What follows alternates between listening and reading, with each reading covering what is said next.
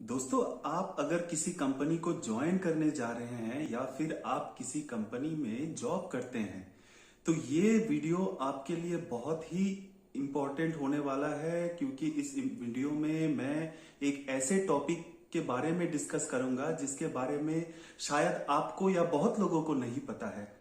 तो दोस्तों, आज के टॉपिक में हम डिस्कस करेंगे एब्सकॉन्डिंग।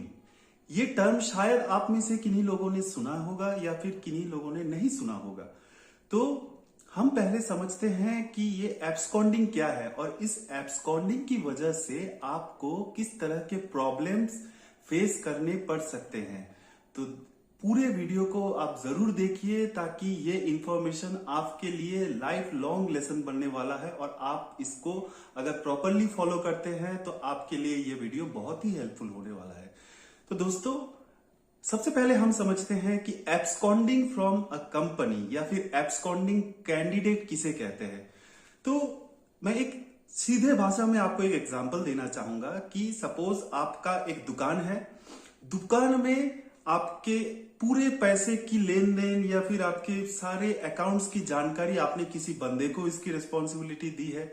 अब वो बंदा बहुत दिनों से आपके यहाँ काम कर रहा है, उसके पास आपके सारे पैसे मतलब अपने पूंजी या फिर बिजनेस से रिलेटेड जितने भी पैसे हैं उसका हिसाब किताब रहता है।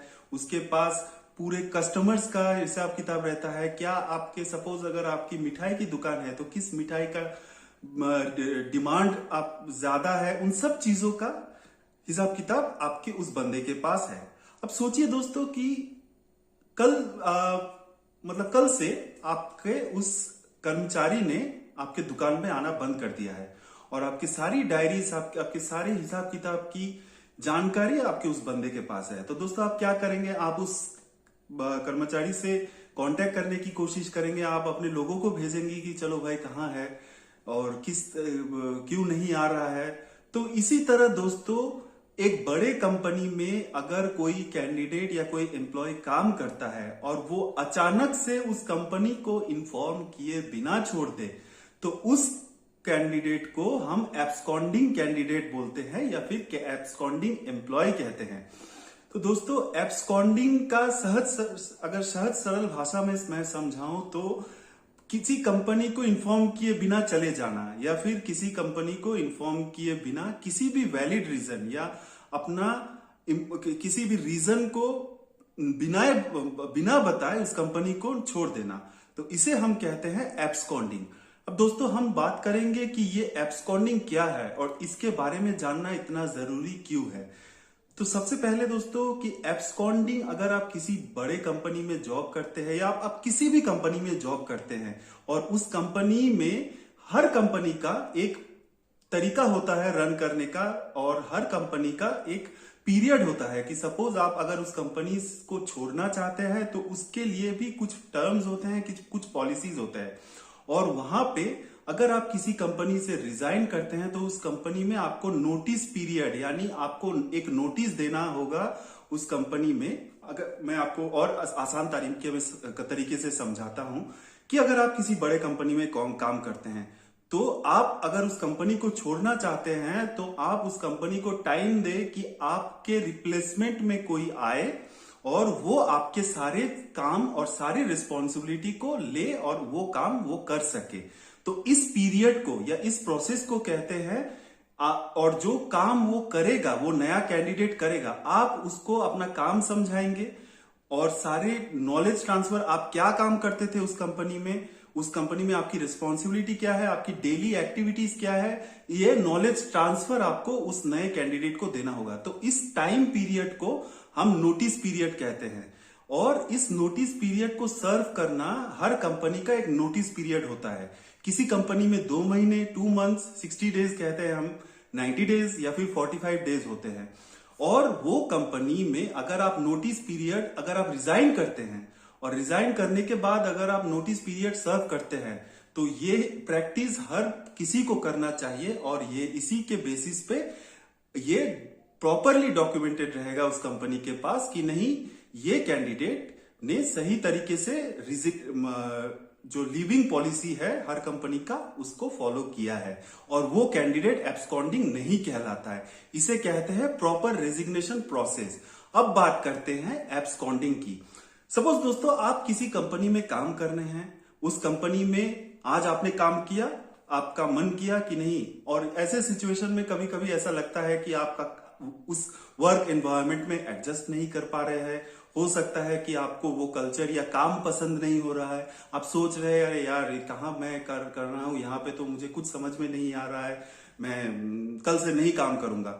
और आपने उस कंपनी के मैनेजर को या एचआर को किसी भी तरह की इंफॉर्मेशन दिए बिना आपने छोड़ दिया और उनसे कांटेक्ट भी नहीं किया। तो इससे क्या इंपैक्ट हो सकता है दोस्तों?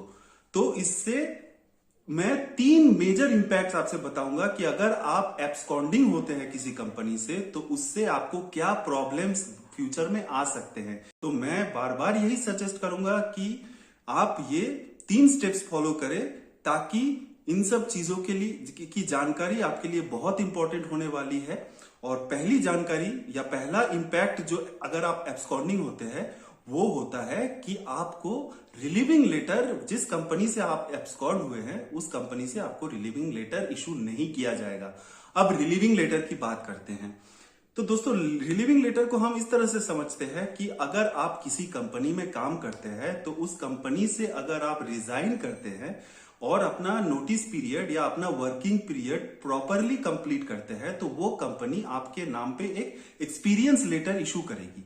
उस एक्सपीरियंस लेटर को हम रिलीविंग लेटर कह सकते हैं, या फिर एक्सपीरियंस लेटर और रिलीविंग लेटर भी किसी किसी कंपनी में देते हैं। अब रिलीविंग लेटर का कॉन्सेप्ट ये है दोस्तों कि अगर आपने उस कंपनी में काम किया है, आपने कितने दिनों के लिए या कितने सालों के लिए उस कंपनी में काम किया है, आपने किस पोजीशन में काम किया है, उसका डिटेल विथ उस कंपनी का सिग्नेचर प्रॉपर डॉक्यूमेंटेशन के साथ आपको दिया जाएगा। और इस रिलीविंग लेटर के बेसिस पे ही आप नए कंपनी में इससे सीनियर पोजीशन में और इससे बेहतर पैकेज के साथ ज्वाइन कर सकते हैं। तो ये है इंपॉर्टेंस ऑफ रिलीविंग लेटर। ये आपका वर्क एक्सपीरियंस काउंट करती है और ये आपका डेजिग्नेशन भी बताती है। और अगर आप किसी नए कंपनी में ज्वाइन करने वाले हैं तो वो कंपनी आपसे रिलीविंग लेटर, अगर आप एक्सपीरियंस कैंडिडेट के मुताबिक ज्वाइन करना चाहते हैं तो वो कंपनी आपसे रिलीविंग लेटर जरूर मांगेगी। तो ये है रिलीविंग लेटर का कॉन्सेप्ट। और अगर आप नोटिस पीरियड नहीं सर्व करते हैं या फिर उस कंपनी को बिना बताए छोड़ देते हैं तो फिर आपको उस कंपनी से रिलीविंग लेटर नहीं दिया जाएगा। अब आते हैं दूसरे पॉइंट पे। क्या है वो दूसरा पॉइंट? वो कंपनी से आप ब्लैकलिस्ट हो जाएंगे। आपका बैड नोट, आपके हर कैंडिडेट का एक फीडबैक या डेटाबेस में उसका इंफॉर्मेशन रहता है। अगर उस कंपनी से आप बिना बताए छोड़ देते हैं तो उस कंपनी के डेटाबेस में आपके नाम पे एक बैड नोट्स दिया जाएगा कि आप उस कंपनी को बिना बताए छोड़ दिए हैं, और आपको हो सकता है कि ब्लैकलिस्ट किया जाए उस कंपनी में। अगर सपोज कि आप एक पर्टिकुलर एरिया में, दिल्ली में काम करते हैं और दिल्ली में आपने जिस फील्ड में आपने इस पढ़ाई की है या जिस फील्ड में आपका एक्सपीरियंस है उस कंपनी में आपने काम किया था, बाद में आपने एब्सकॉन्ड करके छोड़ दिया, आपने उस कंपनी को इन्फॉर्म नहीं किया। अब दोस्तों 2-3 महीने बाद आपको लगा कि नहीं चलो भाई इस कंपनी में तो और अच्छा ओपनिंग आ रहा है और दूसरे प्रोजेक्ट में है, क्यों ना फिर से उस कंपनी में ट्राई करें। नहीं दोस्तों, अगर आप किसी कंपनी से एब्सकॉन्ड होते हैं तो वो कंपनी आपको कभी हायर नहीं करेगी और आपको ब्लैकलिस्ट भी कर सकती है। अब आते हैं तीसरे एंड सबसे इंपॉर्टेंट पॉइंट में, वो है अगर आप एब्सकॉन्ड करते हैं तो फिर आपके अगेंस्ट में लीगल कंप्लेन या लीगल एक्शंस भी लिया जा सकता है। हाँ दोस्तों, सेक्शन 82 के मुताबिक कंपनी आपके अगेंस्ट में लीगल इशू क्लेम कर सकती है अगर आपने उस कंपनी को छोड़ा। हो सकता है दोस्तों उस कंपनी के इंपॉर्टेंट डॉक्यूमेंट्स आपके पास हो सकता है उस कंपनी का लैपटॉप या कंप्यूटर आपके पास हो और उसको आपने वापस नहीं किया है। तो इस दौरान कंपनी आपको एक ऑफिशियल लेटर भेजेगी कि आपके पास कंपनी के ये संपत्ति है और इस संपत्ति को अगर आप इतने दिनों में नहीं लौटाते हैं तो फिर आपके अगेंस्ट में लीगल इशू या लीगल एक्शन लिया जा सकता है। और उस लीगल एक्शन के दौरान आपको ह्यूज अमाउंट ऑफ पेनल्टी, आपको बहुत बड़े अमाउंट का जुर्माना भी देना हो सकता है। तो दोस्तों हमेशा याद रखिएगा कि अगर आप किसी कंपनी से एब्सकॉन्ड होते हैं तो वो कंपनी फर्स्ट क्या करेगी, आपको रिलीविंग लेटर या एक्सपीरियंस लेटर नहीं इशू करेगी। दूसरा कि वो कंपनी आपको परमानेंटली ब्लैकलिस्ट कर देगी और आपको कभी हायर नहीं करेगी। और तीसरा कि आपको आपके अगेंस्ट में लीगल एक्शन लिया जा सकता है। तो इससे कैसे हम डील करें, अब इस बारे में डिस्कस करते हैं। तो दोस्तों इससे सब डील करने का सबसे कारगर उपाय है कि आप किसी भी कंपनी को विदाउट नोटिस पीरियड नहीं छोड़िए।